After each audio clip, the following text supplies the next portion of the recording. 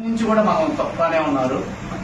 వాళ్ళు నిన్న ఒక్క రోజుగా మనం ఇంత బాధపడిపోతున్నాం కానీ వాళ్ళు 20 ఏళ్లుగా మన బీసీలకు ఎటువంటి స్థానం లేదు.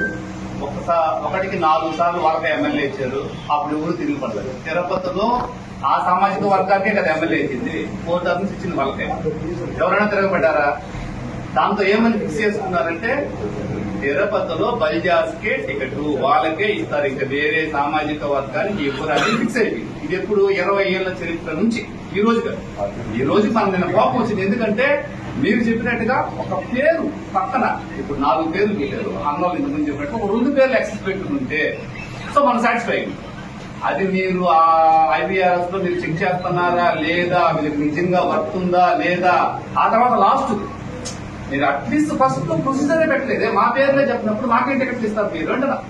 మా వాళ్ళ పేర్లే ఎవరిది పెట్టినప్పుడు టికెట్లు ఏమి ఇస్తారు? బీసీలో ఎవరు పనికిరారు, సో వేరే అదర్ కమ్యూనిటీలో ఎవరు పనికిరారు. ఓన్లీ వాళ్ళే పెట్టుకుని చేసుకోండి, ఇబ్బంది ఏముంది. ఇప్పుడు వాళ్ళు ఏం చేస్తున్నారు? మళ్ళాగా సీనియారిటీ ఉందా వాళ్ళకి? ఇప్పుడు చెప్పిన పేర్లు వాళ్ళు సీనియారిటీ ఉందా? 20 ఏళ్ళ చరిత్ర ఉందా వాళ్ళకి? పార్టీలోకి ఎప్పుడు వచ్చారు వాళ్ళు? ఏం తీసుకుని వచ్చినారు వాళ్ళు అంటున్నా. సరే ఎప్పుడు నుంచి ఫైట్ చేస్తున్నారు వాళ్ళు?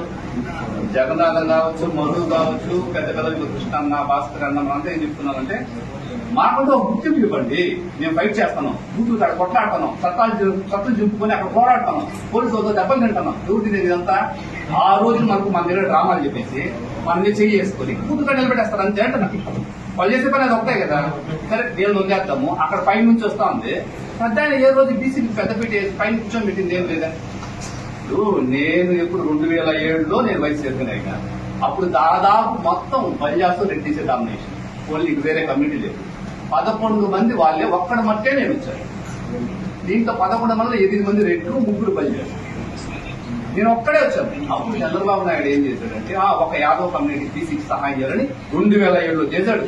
అప్పుడు నుంచి దారం పట్టుకునే ఉన్నా, ఇంకా చేస్తాడేమో ఇంకా చేస్తాడేమో. ఏం చేసేది ఏంటన్నా? ఏం చేసేది? నరసింహన్నకు డబ్బు లేదా?